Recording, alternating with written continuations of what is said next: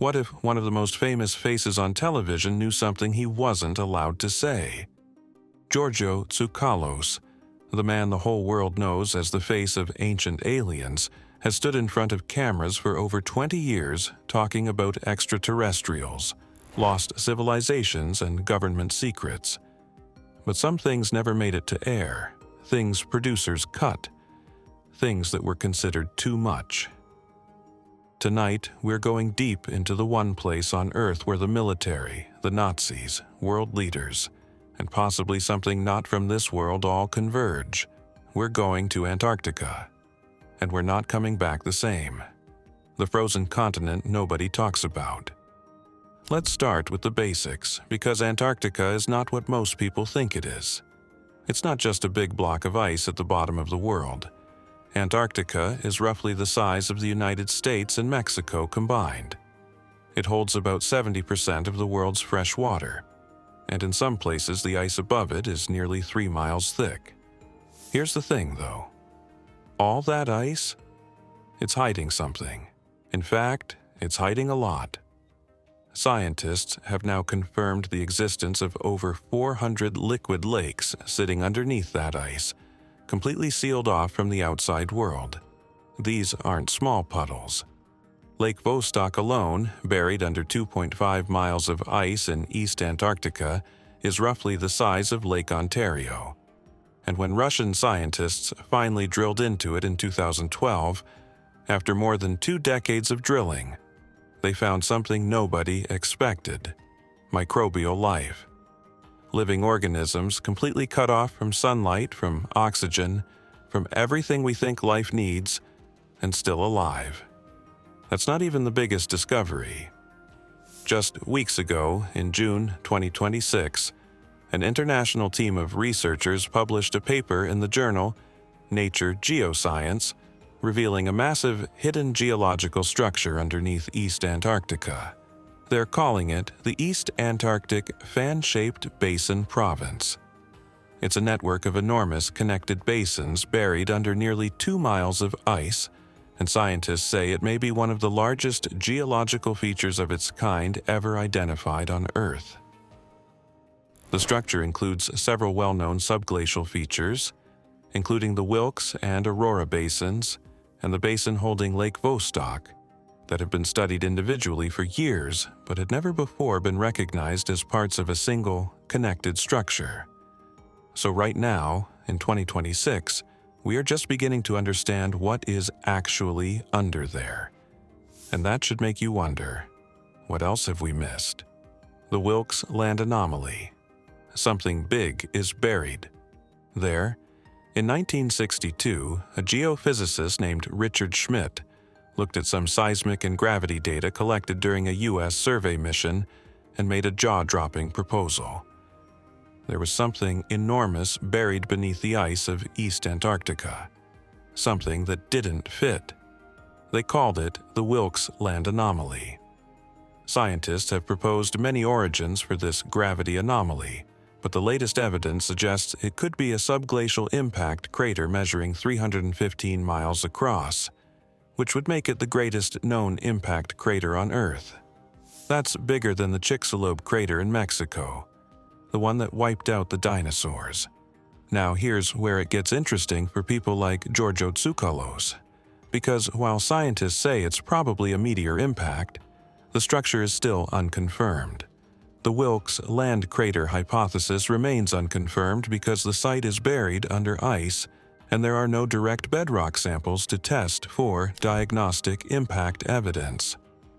That means we literally cannot rule anything out.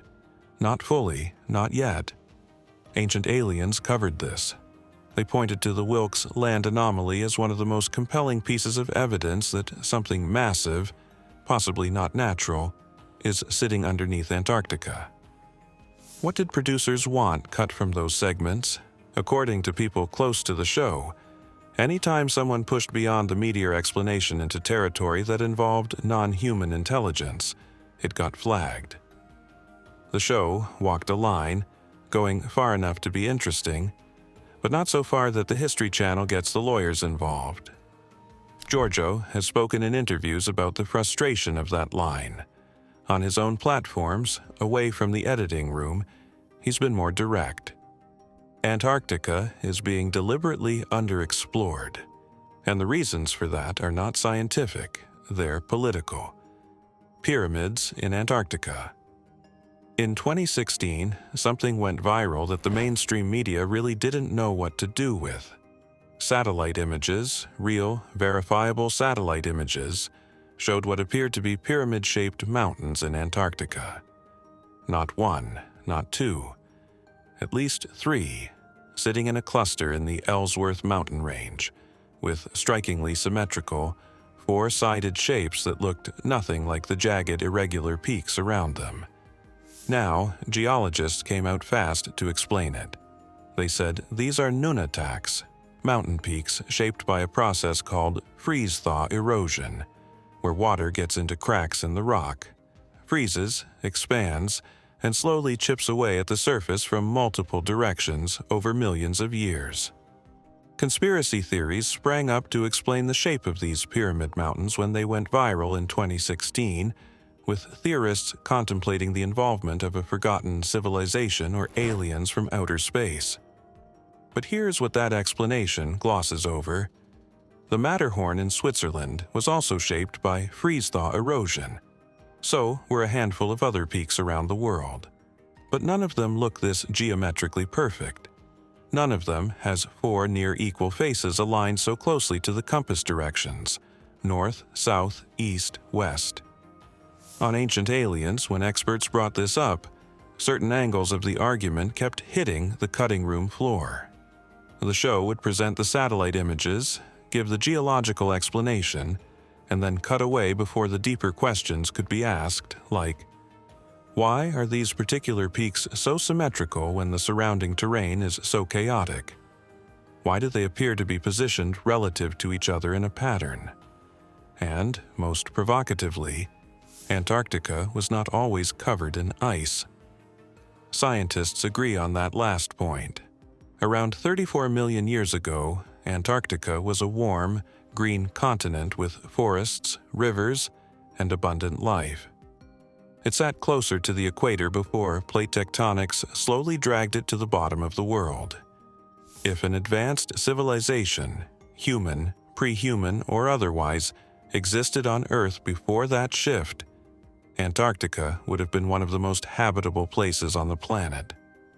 And if they built something there, it would now be buried under miles of ice. That's the part the show kept dancing around. That's the part that Giorgio has said, in his own words on podcasts, gives him chills. The Nazi connection. This is where things get dark, and very, very real. In December 1938, Nazi Germany sent a ship called the MS Schwabenland to Antarctica. This was not a casual expedition. Using seaplanes launched by catapult, the German team surveyed a vast area of what is now Dronning Maud Land, dropping metal markers with swastika emblems to symbolically claim the region for the Reich. They named it Neuschwabenland, New Swabia. Why did the Nazis care about Antarctica? Officially, whale oil.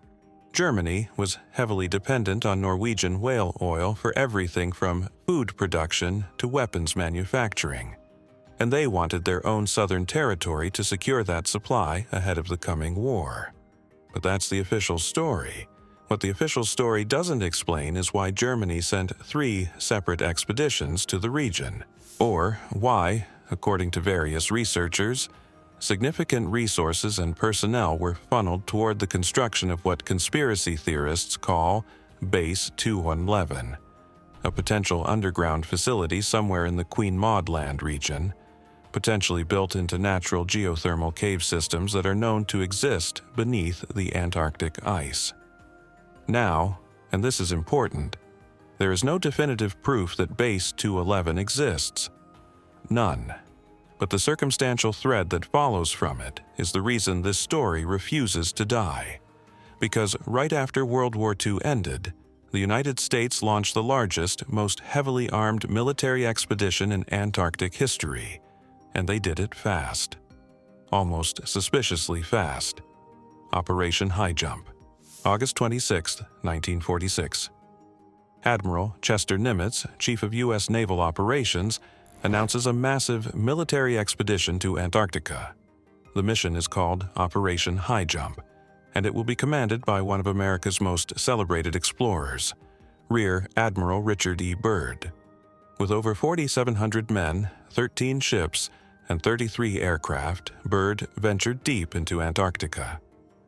Officially, the mission's goals included setting up research bases, mapping out the polar regions, and training for operations in sub-zero temperatures.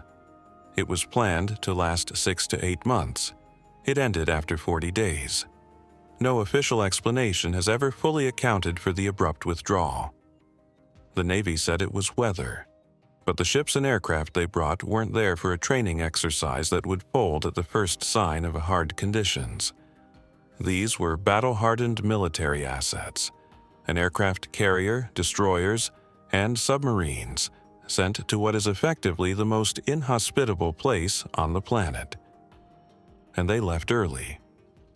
After returning from Antarctica, Admiral Byrd was debriefed in Washington, and following that meeting, he never spoke publicly about the expedition's findings again. But before he went quiet, he spoke to a Chilean newspaper, El Mercurio, in early 1947, and what he said sent shockwaves through military circles that were quickly buried. Admiral Byrd made troubling statements about potential threats from flying objects capable of traveling pole to pole at incredible speeds, and specifically warned about the possibility of attacks against the United States by previously unknown aerial technology. A decorated military hero, a man who had spent decades in polar exploration, warning the world about flying objects traveling at impossible speeds near Antarctica. And then, silence. Although Operation High Jump was deemed a success by Navy officials, many in the task force felt it lacked organization and clear objectives. And in recent years, some have speculated that Operation High Jump was actually a government cover-up for something else entirely. On Ancient Aliens, the Byrd story has been told in pieces, but certain pieces, particularly the Chilean press interview and what followed, have consistently been softened or cut short before the full weight of his words can land.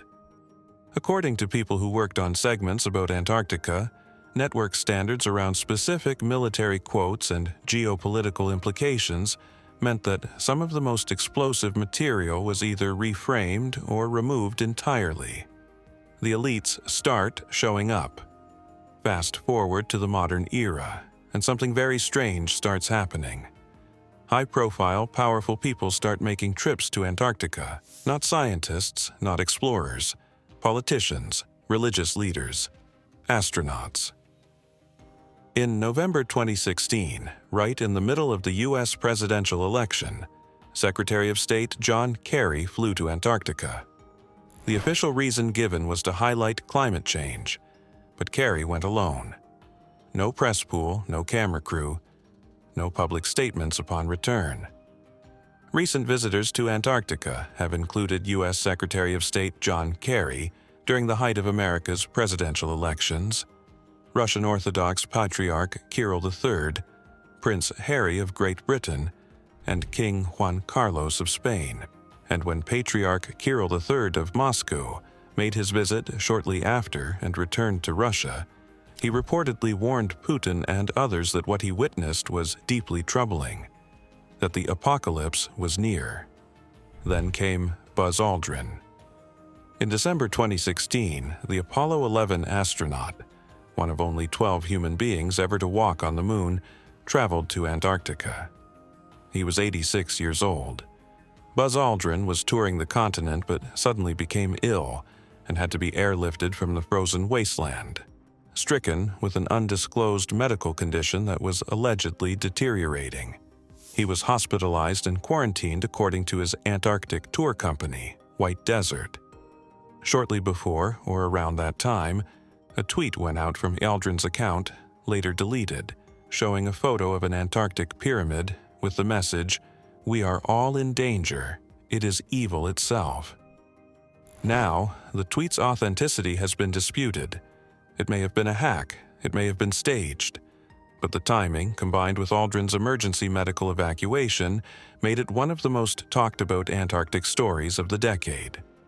And what's notable is what didn't happen.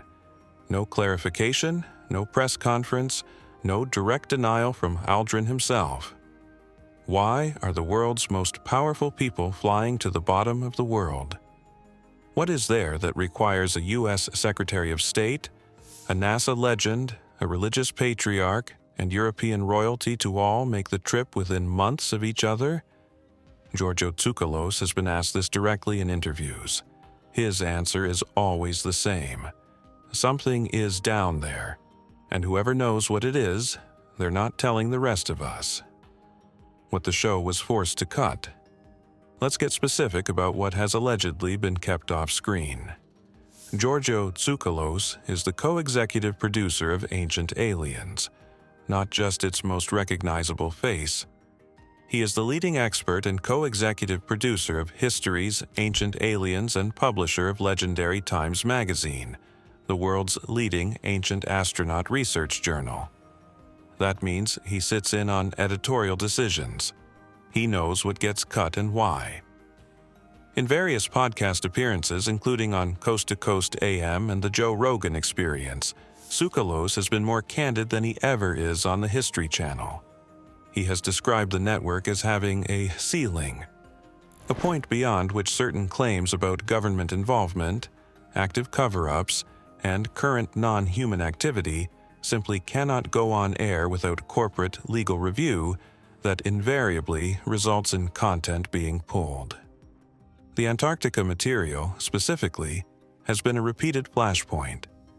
According to researchers who have worked on the show, some segments included former military witnesses describing unexplained lights and objects near Antarctic bases, analysis of classified post-operation high-jump documents that were never declassified, discussion of the 1959 Antarctic Treaty, which prohibits any military activity and any new territorial claims on the continent, and the question of why world powers would be so eager to agree on a treaty that locks down one specific landmass from any development or investigation.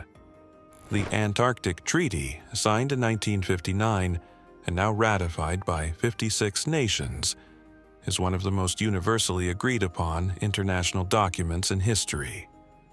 No new claims, no military presence, no extraction of resources. It's treated as untouchable. For a planet that can barely agree on anything, that can't manage a functioning climate accord or a universal ban on landmines, 56 countries all agreed, fast, to seal off Antarctica forever. Why? That's the question Giorgio has pushed on his personal channels. That's the question that got walked back on air. Because the logical follow-up that the treaty exists to protect something, not just to preserve scientific access, goes into territory that major networks aren't willing to explore on television. What science is now confirming. Here's where this gets even more interesting, because slowly, quietly, science is starting to catch up to some of what alternative researchers have been saying for decades. We already mentioned the newly discovered fan-shaped basin province under East Antarctica, a massive, interconnected geological structure that researchers didn't even know existed until this month. We know about 400-plus subglacial lakes, liquid water, in the dark, under miles of ice, potentially harboring life forms that evolved in complete isolation.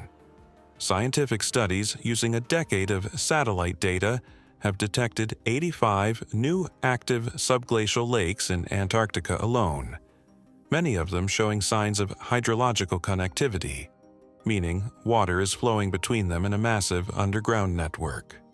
We know about geothermal heat sources beneath the ice, active volcanic systems that keep parts of the subglacial environment warm enough to sustain life, and potentially warm enough to sustain underground structures. We know Antarctica was once green and habitable.